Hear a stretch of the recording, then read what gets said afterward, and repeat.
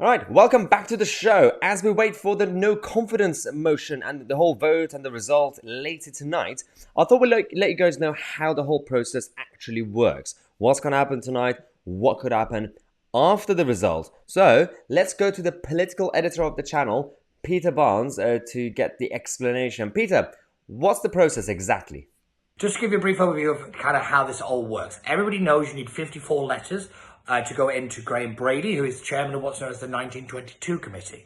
This is the kind of governing body of the Parliamentary Conservative Party.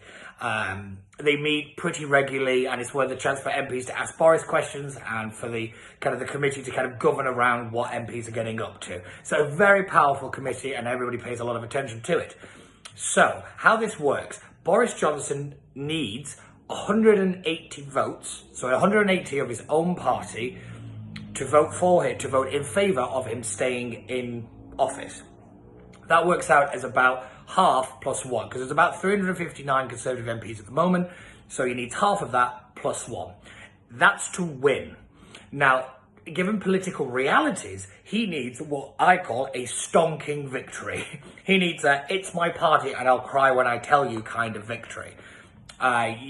So this means he's got to win by quite a considerable way to remain unscathed. Because this is the thing, if everybody remembers, Theresa May won her a vote of no confidence, but because of the damage that was already inflicted on her, she couldn't really continue to govern. So they've got to win, and they've got to win hard.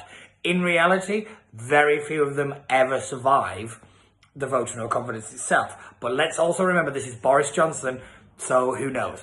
So this is kind of what's going to happen today. The vote's expected between 6 and 8 o'clock.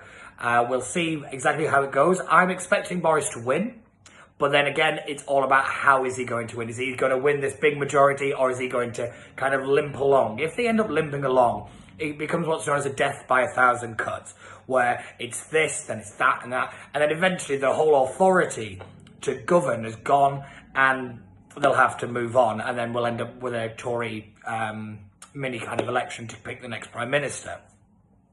There are a few things to kind of look out for today between like now and the actual vote, and that's really looking at government resignations.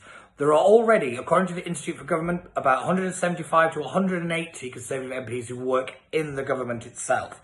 So really, all you need is for everybody who works for Boris to vote for him, and he's safe. That's not going to happen. We've already had a guy called John Penrose, who was an anti-corruption czar. He's resigned today and said he's going to vote against Boris Johnson. So it's all about looking at who's resigning, who's not resigning. Is often a bigger case as to realistically, is this thing going to happen? If you don't see any big names really come out, like big names who are Boris Johnson supporters, I must stress that bit, then realistically, this is dead on arrival. It's not going anywhere. Interestingly, though, this is a big question for the 2019 the 2019 intake, because a lot of those seats that we won in 2019 were down to Boris and was down to Brexit. So they owe a lot to Boris. It's going to be interesting to see, are they going to kind of stay loyal and stick with the Prime Minister, or are they going to say, no, we got our seats, we want to keep hold of them, and you're a threat to that? It's a big challenge for these guys in particular, more than the old guard established like David Davis. He's not going anywhere kind of person. But it's a lot of this is all media speculation. The only people that really know how the votes is going to go is the people counting the votes, and that'll happen after it's happened. You'll get a lot of journalists today saying, oh, this is going to happen and that's going to happen. It's all speculation. Everything is speculation until we actually know the results. So if you're going through social media today, take everything with about a mountain of salt, and you might get somewhere close to the truth.